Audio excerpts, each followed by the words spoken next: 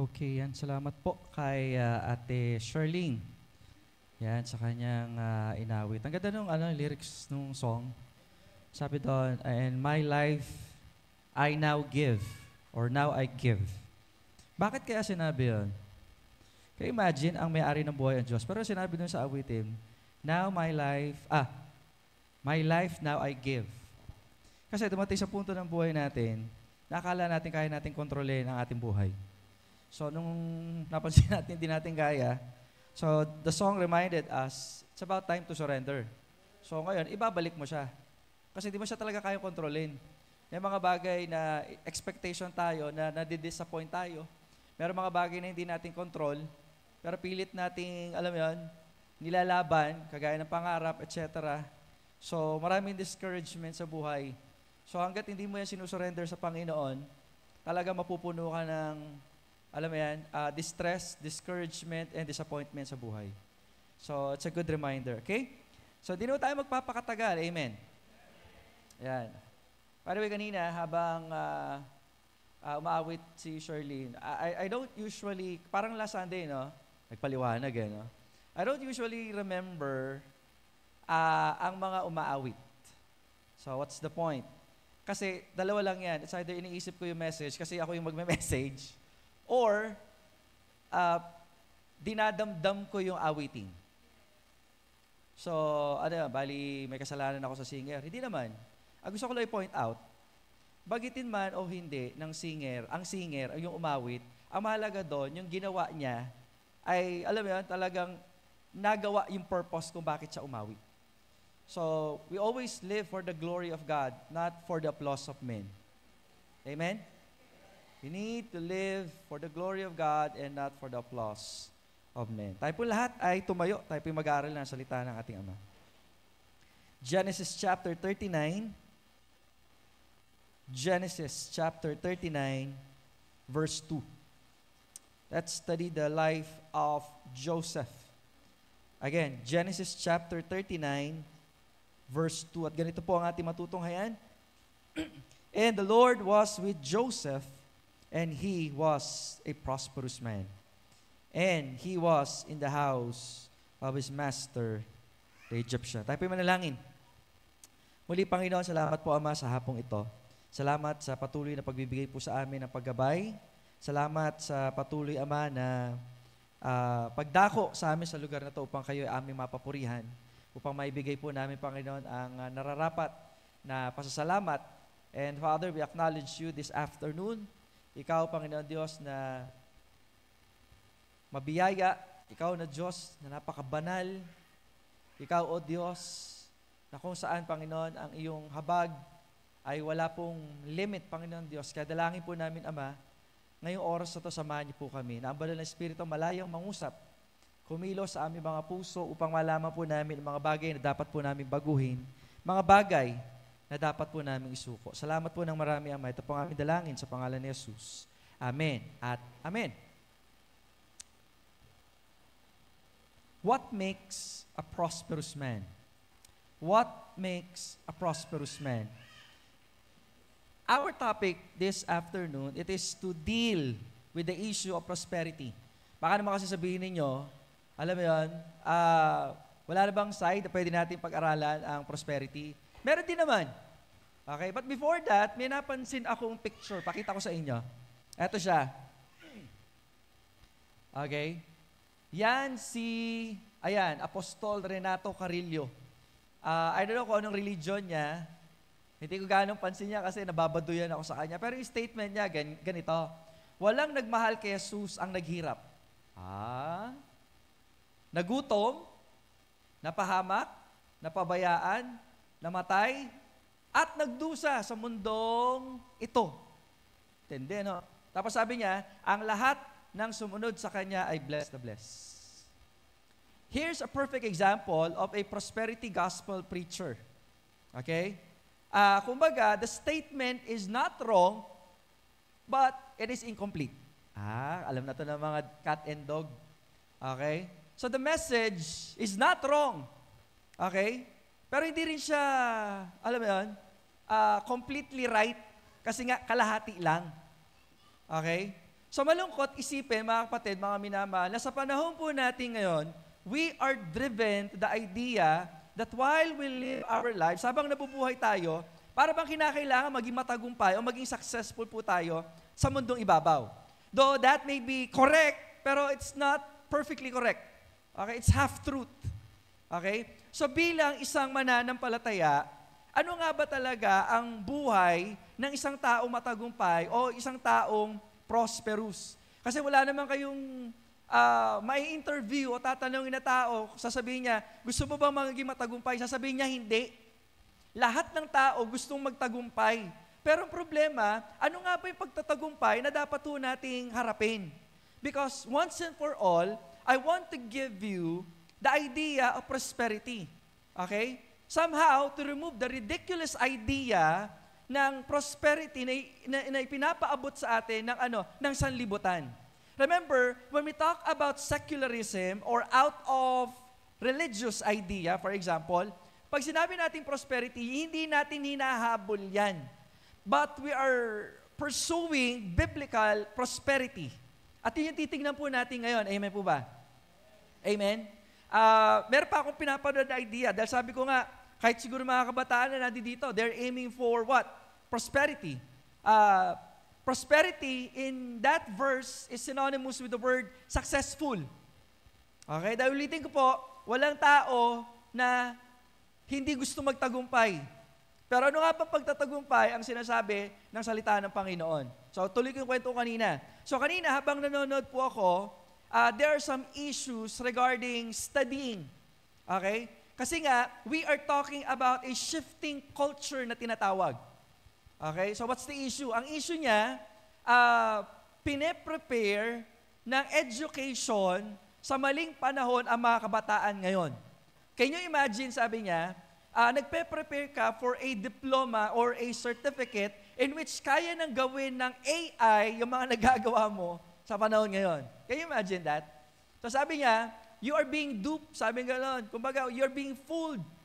You're being tricked, sabi gano'n. Niloloko kayo. Okay? So what's the point? Kung bakit ko po sinasabi ito? Kahit nasabihin nyo pa na ang definition ng mundo about success is changing, hindi ho natin habol yan. Are you listening? Nakikinig po ba kayo? When we talk about prosperity, sabi ko kanina, yeah, it's changing. In fact, ang mundo natin, constantly changing. Okay? Yung alam mo ngayon, bukas makalawa, alam mo yun? Yung hindi mo alam ngayon, bukas makalawa, alam mo na. Meron nga nagsabi na, yung alam natin ngayon, hindi alam ni Rizal. Which is correct din naman. Pero siguro kung compare kay Rizal, at least siya kaya niya magsalita ng 6 languages. So talo ka pa rin. But the point is, may mga bagay daw si Rizal na hindi niya alam, na alam mo daw. Ganda ng comfort na yon. What's the point? Sabi ko nga, it is changing, nagbabago. Okay? Ano pa? When we talk about prosperity, okay, not only it's changing, but for us believers, you have to remember, it's different. Okay? It's different. Why? Kasi nga, ang tinatarget ng mundong ito ay mga makamundong bagay. At tinatarget natin bilang isang mananampalataya is for the glory of God.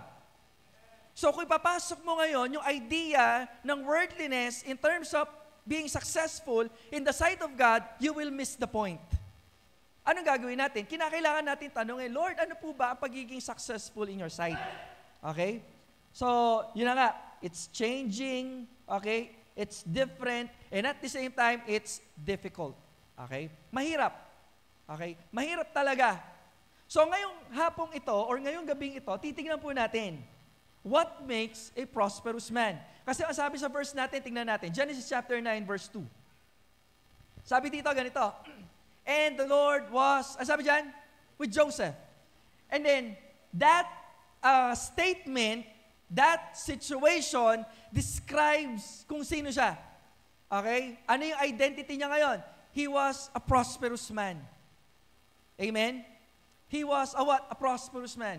You have to understand, mga kapatid, every time na gusto mo magtagumpay, iisa lamang ang source, ang Diyos po lagi.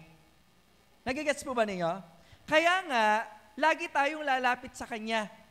He is the source of blessing. He is the source of promotion. He is the source of everything na, alam mo yan, kailangan mo, alam mo man at hindi. May mga pagkakataon kasi na para bang may hinihingi tayo sa Diyos na minsan hindi binibigay ng Diyos kasi mas alam ng Diyos na hindi mo yan kailangan. At may mas maganda siyang ipapakita sa iyo.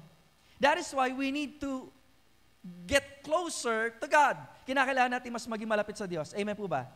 At alam niyo ba, paulit-ulit ho itong nangyayari. Amen? James chapter 4 verse 8. Tingnan nga natin. In James chapter 4 verse 8, ganito mo sinasabi, draw nigh to God, lumapit ka sa Diyos, and He will draw nigh to you. Okay? Draw nigh to God, and He will draw nigh to you. Parang yung ano natin yan eh. Memory verse. If you seek God, you will find Him. Tama? Ganon din dito. Draw nigh to God, and He will draw nigh to you. Okay? Isa pa, Jeremiah 29:13. Para hindi lang laging 11 ang alam niyo. Jeremiah 29:13, ganito ang sinasabi. And you shall seek me, at ano sabi dyan? You shall find me. Amen? As if the Lord is inviting us to look for Him. To get closer to Him. Tama ba? Meron pang isa, Isaiah chapter 55 verse 6. Okay? Isaiah 55:6. Yan, King James yan. Ayan. Sabi, seek ye the Lord while He may be found. Ibig sabihin, paulit-ulit. Pag lumapit ka sa Diyos, makikita mo siya. Pag lalapit ka sa Kanya, lalapit siya sa iyo. Amen po ba? So there's no reason for us not to get close to God. But you know what? Ito na yung time na maraming mananampalataya na ang sabi ng Panginoon, lumapit kayo sa akin, hindi tayo lumalapit ng kusa sa Diyos. That is why, punong-puno tayo ng alalahanin, punong-puno tayo ng disappointments, punong-puno po tayo ng discouragement. Kasi na dapat lumalapit ka sa Diyos na nagbibigay ng talino na pinapaalala sa'yo na ang buhay mo temporal lang, diba? Na ang buhay mo, kinakailangan nakatutok, okay, sa mga bagay na heavenly, godly, and eternal. Hindi yun nangyayari. Bakit? Masyado tayong busy sa maraming bagay. Hindi ibig sabihin na nag-attend ka ng gawain ay lumapit ka sa Diyos. Pwedeng maging daan ang gawain sa paglapit sa Diyos. Nakikinig po ba kayo? Pwedeng maging daan ang gawain sa paglapit natin sa Diyos. Totoo ho yun. In fact, kung malayo ka sa Diyos, kahit na nasa gawain ka, pag wala ka sa Diyos, mas lalo ka mapapalayo. Kasi ibig sa makita mo ang Diyos, nakikita mo ibang tao. Yung kasalanan ng tao, kakulangan ng tao, pagiging makalimutin ng tao. Naiintindihan niyo po ba? The Lord is inviting us to get closer to Him. You know why? Because God wants us to become prosperous. So ano ngayon ang prosperity sa isang mananampalataya? 3 bagay. Okay? So again, if we want to get closer to God, that is the secret of prosperity. If you're not close to God, so automatically, hello, you're not prosperous. Kung hindi ka lalapit sa Diyos, you are not prosperous. So kaya natin pinupursue ang usaping ito about prosperity, okay? Hindi dahil gusto natin. Amen? Prosperity ng mundo, ha? Okay? Kundi we're pursuing the issue of prosperity, kung bakit natin ito pinag-uusapan, mga kapatid, mga minamahal, kasi nga, meron na tayo nito. Ulitin ko, when we get closer to God, you're prosperous. Amen? Kung bakit natin pinag-uusapan ng prosperity, hindi dahil wala tayo ng prosperity. Meron na nga eh. Bakit? Meron tayong Diyos. Ang problema, we don't acknowledge our prosperity. We don't acknowledge God. Kaya instead of prosperity, we are into poverty.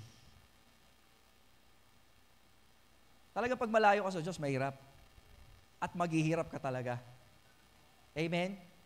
So again, prosperity is being close to God.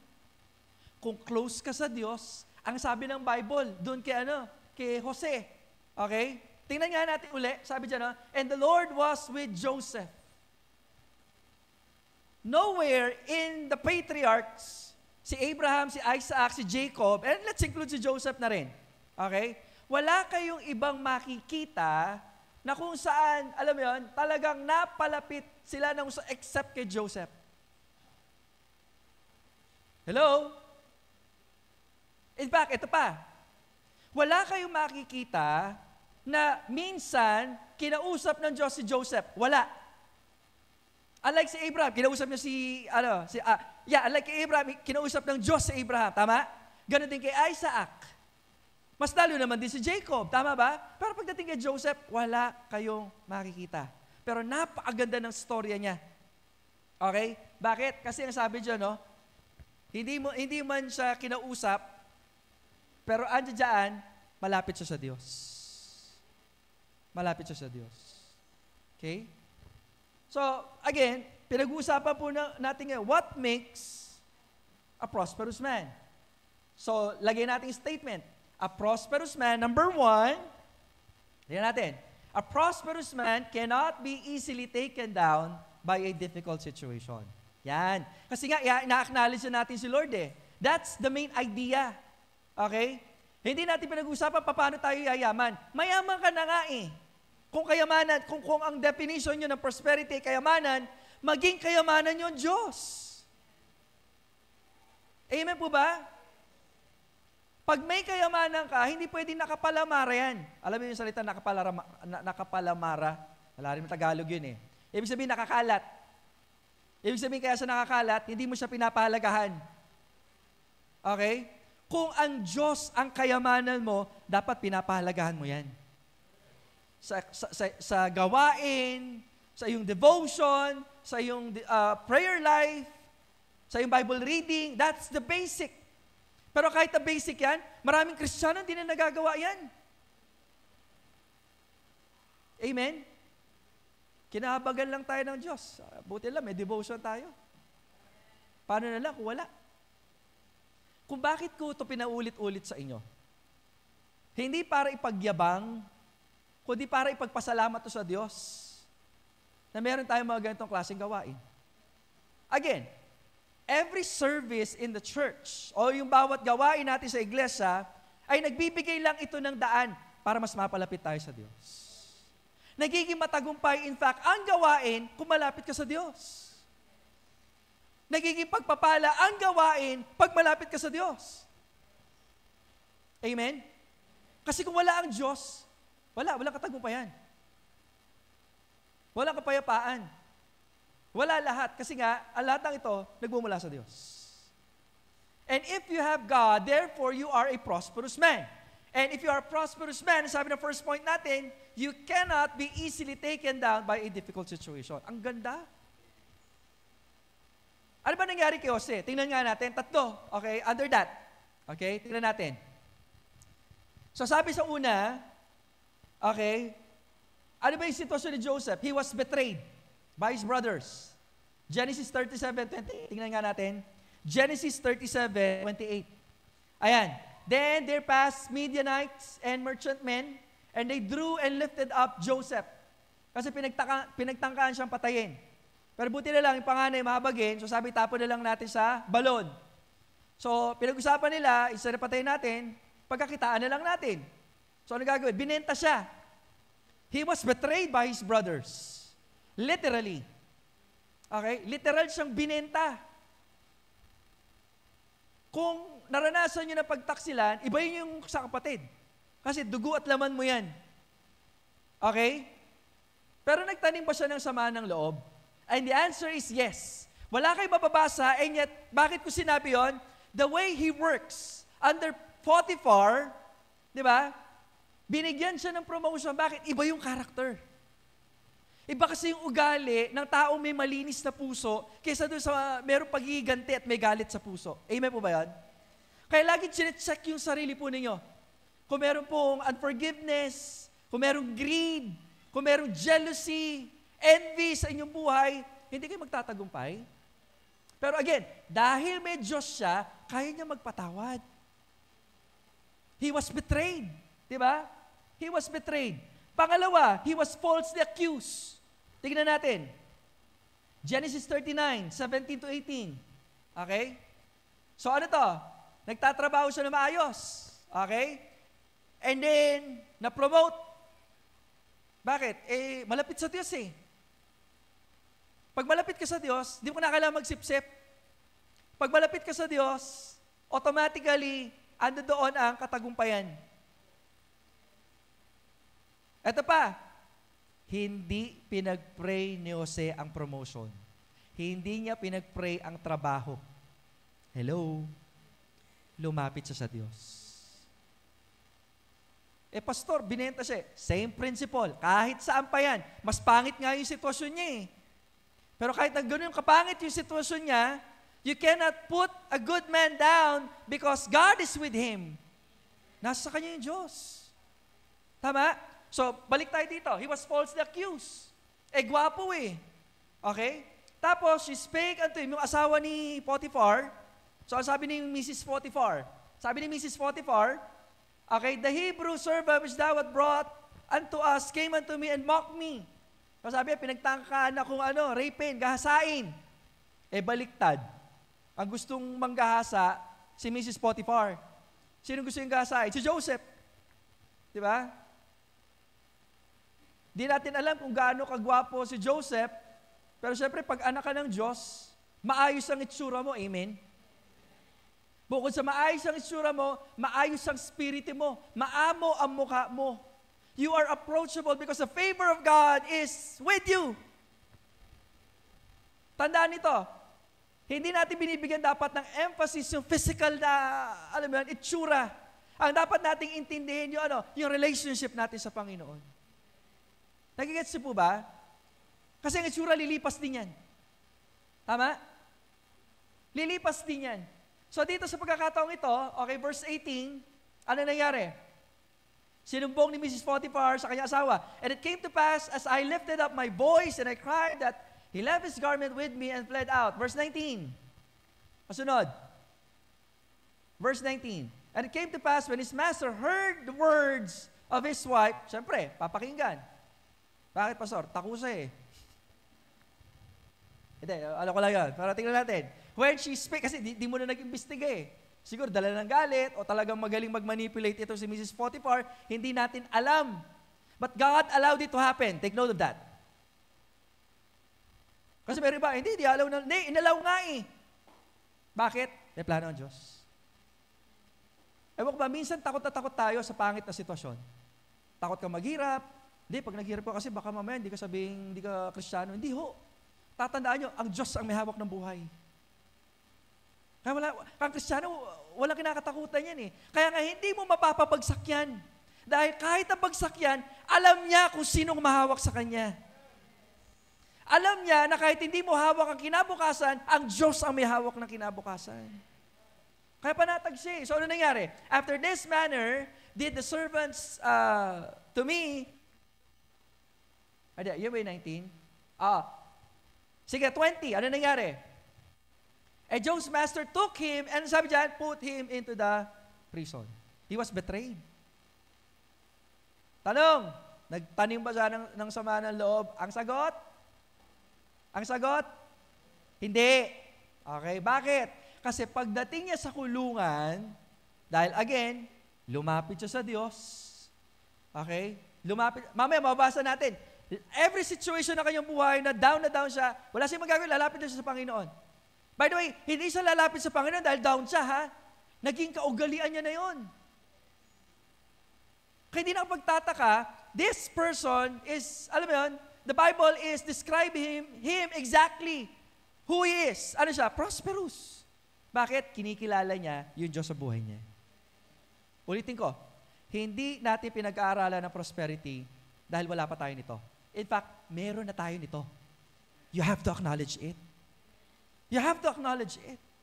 Pangatlo, tingnan nun natin. Okay? He was betrayed. He was falsely accused. He was forgotten. Kinalimutan ho siya. Naranasan niyo na ba yun? Gumawa ka na mabuti sa isang tao tapos hindi ka man lamang pasalamatan? Masakit ho yun. Okay? So ngayon, sabi sa 40, verse 23. Okay? So, ano nangyari dito? Nagkaroon siya ng katropa dun sa jail. Okay? Yung chief butler and the chief baker. Pareho sila pinarusahan. Okay, ni Pharaoh. Tapos, nanaginip sila, tapos in-interpret ni Joseph. So, naging friends sila. Okay, nagpalitan sila ng FB, nagpicture sila sa Instagram. Okay? So, naging friends sila. So, ngayon, nung nagka-trouble itong dalawa, okay, kinausap ni Joseph kasi good friend siya eh. Hindi na lang sabi, wala problema din. Hindi, kinausap niya, wala problema, ba't kayo malungkot? Ano, naginip kami. Hindi kami makatulog, friend. Okay, pinost na namin ito sa FB. Okay, walang nag-like, Joseph. Okay, tapos, ano ba yung panaginip nyo? Si Lord lang ang makakapag-interpret. To make the long story short. So, ano ginawa niya? Na-interpret. Okay, so after ma-interpret, ang sabi ni Joseph kasi, friend, lalabas na kayo sa kulungan. Okay, sana naman banggitin niyo kay Pharaoh. Kasi I was falsely accused. Nangyari ba? Tingnan natin. 23. Yet, did not the chief butler remember Joseph? Ouch! Kala ko ba friends sila? Tanong, nagalit si Joseph? Hindi. Sinabi ni Joseph, tigilan na natin to. Magsulian na tayo ng kandila. Sinabi niya ba yon? Of course not. Kasi nga, cultural, Pilipinas yan. Pero nagigets si ibig kong sabihin, tama? Hindi siya nagtanim ng sama ng loob. Why? Kasi nga, sabi natin, a prosperous man cannot be easily taken down by a difficult situation. Madalas, ang hilig nating, bumagsak sa mga pangit na sitwasyon. Walan tayo ng pera, wala ka ng pambiling bigas, wala ka ng pambaon. Pag ganyan nangyari, di maipinta yung mukha mo, lagi ka nakasimangot, tinatadyakan mo yung aso kahit walang kasalanan, binabasag mo yung paso, and everything. Inaalala tuloy ako. Di ba? So, ano nangyari po dito, mga kapatid, mga minamahal? When you are a prosperous man, hindi ka basta-basta mapapabagsak. Bakit?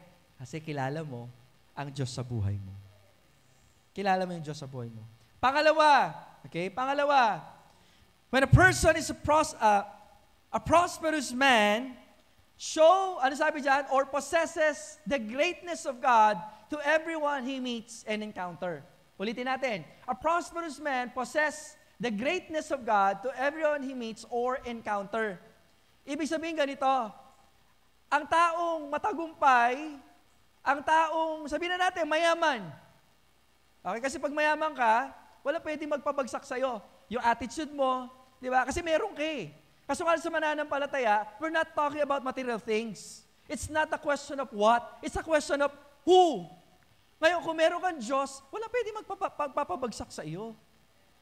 At kapag meron kang Diyos, laging nakikita ang Diyos sa buhay mo kahit wala kang sabihin. Bakit? Obvious. Tignan natin. Let us look. Okay? So makikita, una, kay Potiphar, Genesis 39 verse 3.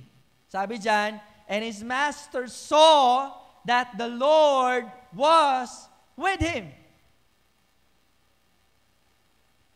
Hindi yung sinabi ni Joseph, pero kasama ko si Lord. No, hindi ganun.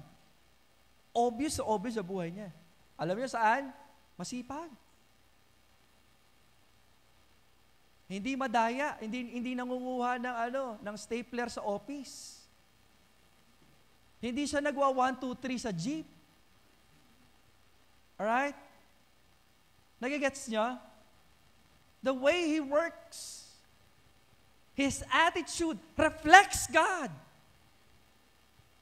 So kahit hindi magsalita itong si Joseph, in which hindi naman natin sinasabi huwag tayo nagsasalita, kundi gusto natin i-point out, kapag prosperous person ka, it is evident and obvious sa paraan na pamumuhay mo. Ayan o. And his master saw that the Lord was with him. And the Lord made all that he did. Ano sabi dyan? To prosper in his hand. Additional na lang yon. Ulitin ko ang prosperity, hindi yung natatanggap natin, hindi yung nangyayari sa atin. Ang prosperity natin, kapag alam natin at lumalapit tayo sa Diyos sa pinaglilingkuran natin. We have to acknowledge that. Secondary na lang to, yung lahat ng ginagawa niya, lahat ng hawak niya, okay, lahat ng projects niya, nagtatagumpay. Kasi sa mananampalataya, kahit ano pang sitwasyon, sabi nga, even bad situation, again, dapat nakikita ang Diyos. Okay? Pangalawa, tingnan natin, yung warden. Okay? Genesis 39:23. So nakulong siya. So dapat bad trip siya dun eh. Pero dahil alam niyang kasama niya ang Diyos, ang sabi ng Bible, matagumpay siya. Hello? Bakit hindi pa nagigets? Kanina, nung nabanggit, and Joseph was a prosperous man, ang kasunod, he was in the house of Potiphar. In short, slave siya, alipin siya. Kailan lagi naiaangat yung word na prosperous? Sa pinakamababa siya. Kasi sa pinakamababa niya, kasama niya ang Diyos. Even here, sa kulungan, okay? Even here, kasama niya ang Diyos. Why? Because, alam mo yun, you cannot put a good man down because God is with him. Tingnan natin. So, again, the keeper of the prison, look not to anything that was under his hand. Ganon siya nagtitiwala kay Joseph. Kasi alam ni Joseph kung sino yung kasama niya. So, yung line ng kanyang work, hindi naman pwedeng sabihin, wala na pa ibang work. Pray ako ng ibang work. Hindi ganon si Joseph. Kung ano yung nandiyan dyan, gagawin niya may katapatan. Masusora, mag-obra na ako na naman. Lunis na naman at makanyan. Hindi siya ganun. Lagi, itinuturing niyang worship ang lahat ng kanyang ginagawa. Bakit? Alam niya, kasama niya ang Diyos. Siguro nasa prison siya, maaga siya gumigising. Okay? Siguro kung ang cell naman nila may bakal, siguro kumikinang yung bakal, kakapunas si Joseph. Ganun siya kasipag. Bakit? Hindi niya ginagawa para kanino. Ginagawa niya yung para sa Diyos. If you're that kind of a person, pambira, kahit sino matutuwa sa'yo. Kaya siguro, etong si Joseph, kahit na nakakulong siya, okay, tapos, yung warden nandito, hindi siya hanapin ng warden.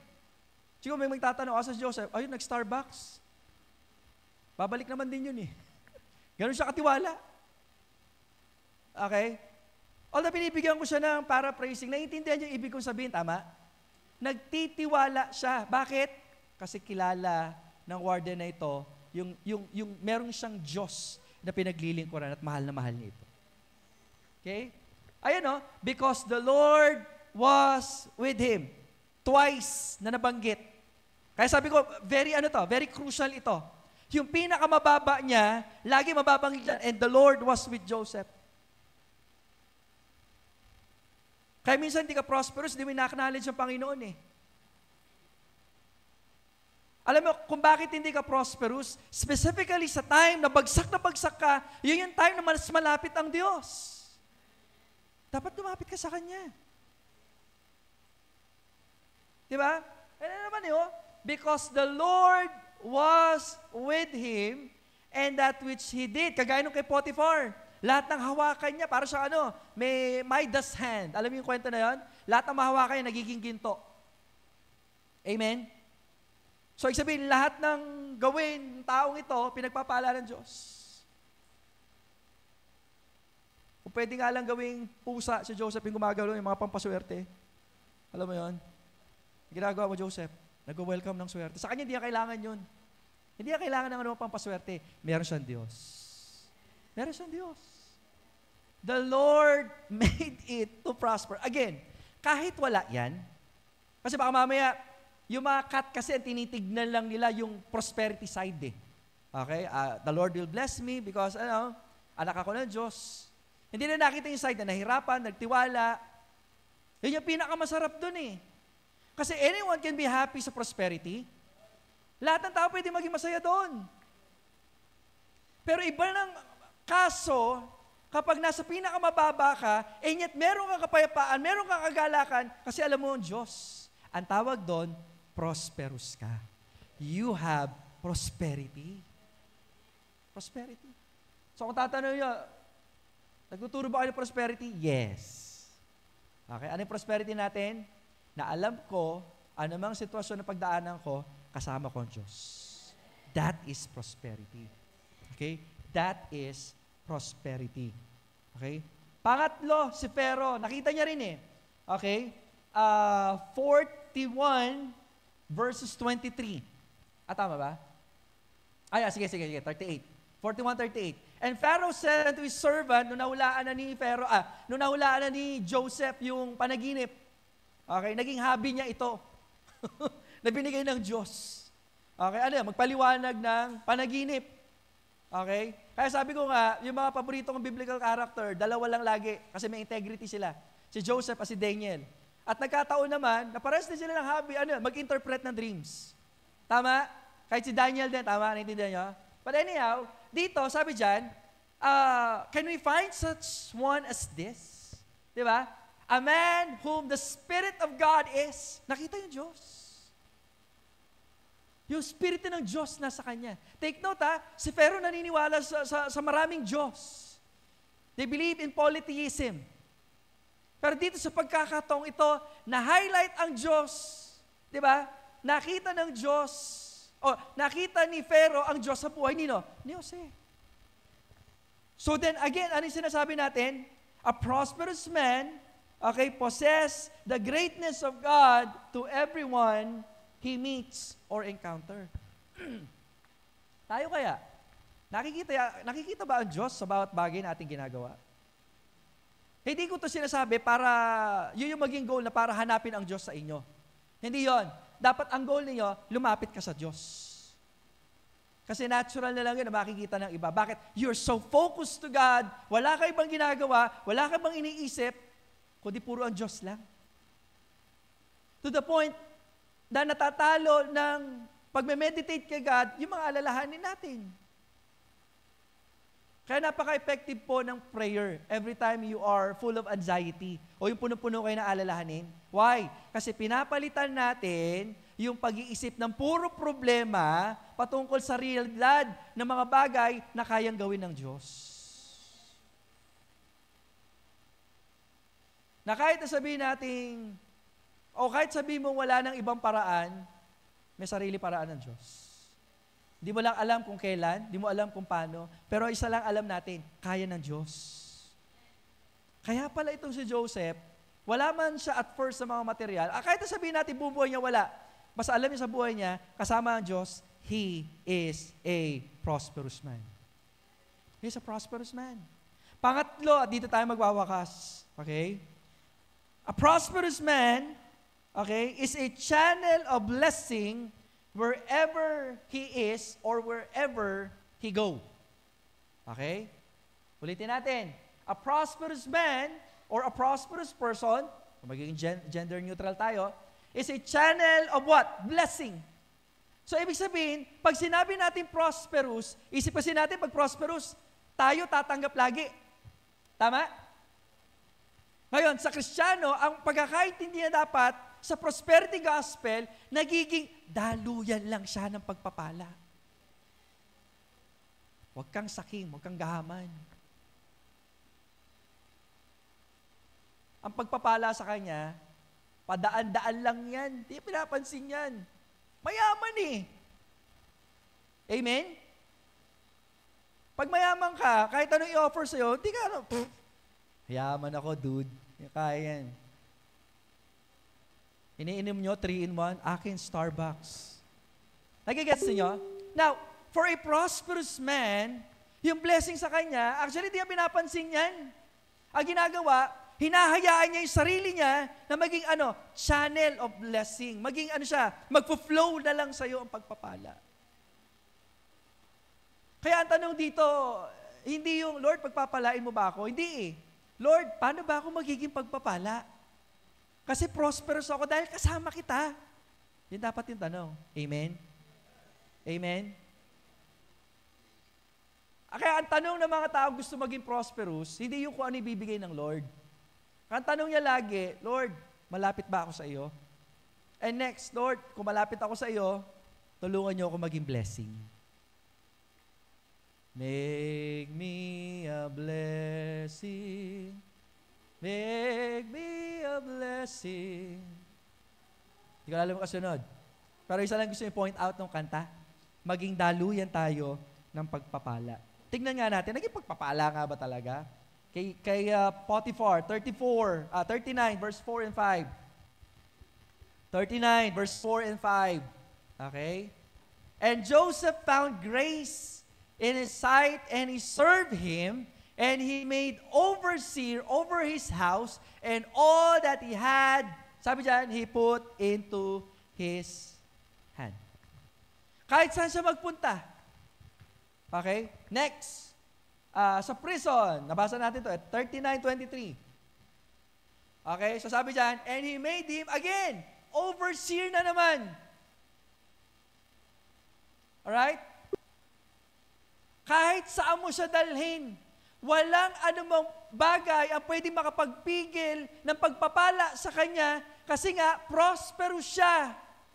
Hindi dahil marami siyang pera, hindi dahil meron siyang kakilala, prosperous siya dahil kasama niya ang Diyos. Wag na wag yung kakalimutan yan. Gusto niyo ng prosperity? Ang tanong, malapit ba kayo sa Diyos? Because that's how we make a person prosperous. Even in the palace, 41. Okay? 41, verse 40. And Joseph found grace in his sight. Pansinin laging ano yan? Laging nando doon. Di ba? Kasi nakuha niya una yung favor ng Diyos. Tama? Susunod na lang yung favor ng tao. Kaya sabi ko nga, kung Kristiyano ka, hindi mo kailangan magsipsip. Hindi mo kailangan magsipsip para ma-promote. Ang kailangan mo, lumapit ka sa Diyos. Lumapit ka sa Diyos. And according unto thy word shall all my people be ruled, only in the throne will I be greater than thou. Hindi nga siya yung hari, pero second in command naman siya. Nagigets niyo po ba? So, in all of this, okay? In all of this, yung pinaka-last, okay? Ano gusto natin point out? Tingnan natin. Yung pinaka-last na parang slide, dun sa ano. So, ano gusto natin point out? Walang anumang, there is no situation, there's no position, there's no person can replace the peace of God and the presence of God in your life. Wala dapat. Bakit? Because you are a prosperous man. Ano bang sitwasyon niya? Wala pwedeng magpabagsak sa'yo. Amen? Ano man ang mangyari sa'yo, ano man ang posisyon mo, ma-promote, ma-demote, sa Diyos ka pa rin. Ganun nangyari kay Joseph eh. Hindi promotion, tuloy-tuloy na lang. Hindi. In fact, sa buhay natin ito, pinapakita lang dito, life is full of uncertainty. Kung meron man tayo gusto maging certain dapat, ano yun? Na kapag lalapit ka sa Diyos, lalapit siya sa'yo. Ba't di tayo lumapit sa Diyos? Di ba? Lumapit tayo sa Diyos. Again, no situation, no position, and even no person can replace the peace of God. Kasi ang tao, sabi nga natin, pwede kang lokohin, pwede kang ibenta, pwede kang kalimutan, pero kailanman ang Diyos, hindi niya gagawin yan. If you have that kind of relationship, walang pwedeng magpabagsak sa'yo. Therefore, you are a prosperous man. That is the prosperity ng isang mananampalataya. Tayo po lahat ay tumayo, tayo po yung manalangin. Tayo po yung manalangin. Muli, Ama, kami po yung nagpapasalamat ngayong gabing ito. Tunay nga po, Panginoon Diyos, na napakabuti po ninyo because you allowed us, Lord, to study about prosperity. Lord, patawarin niyo po kami kung minsan ang definition po namin ng prosperity is something na kinakailangan po namin kunin. Something na kinakailangan po namin ma-achieve. Pero naintindihan po namin that prosperity, we already have that because nasa amin po kayo, Panginoon Diyos. Ang kulang lang po sa amin is to acknowledge you every day, every hour, every minute ng aming buhay. Lord, patawarin niyo po kami. Sapagkat minsan, Panginoon, may inggit sa aming mga puso, sa aming mga kapitbahay, sa aming kapatiran. Pero Panginoon, hindi po kami dapat maingit. Kasi kami po ay prosperous. If we know and we hold our relationship faithfully, Panginoon Diyos, serving you no matter what, kahit na anong mangyari, Panginoon. Hiningi ko po, Panginoon, sa minsan pa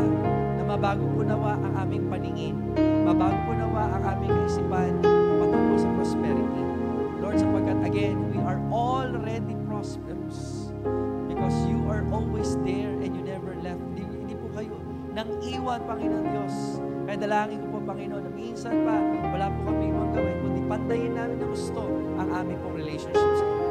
Salamat po ng marami, Ama. We give you all the praise, all the glory. In the mighty name of Jesus, that's all we say. Amen and amen. Salamat po at magandang gabi ating lahat. Sa mga nasa online, salamat po and God bless us all. Salamat, Pastor, at magandang gabi po sa ating lahat. Thank you po.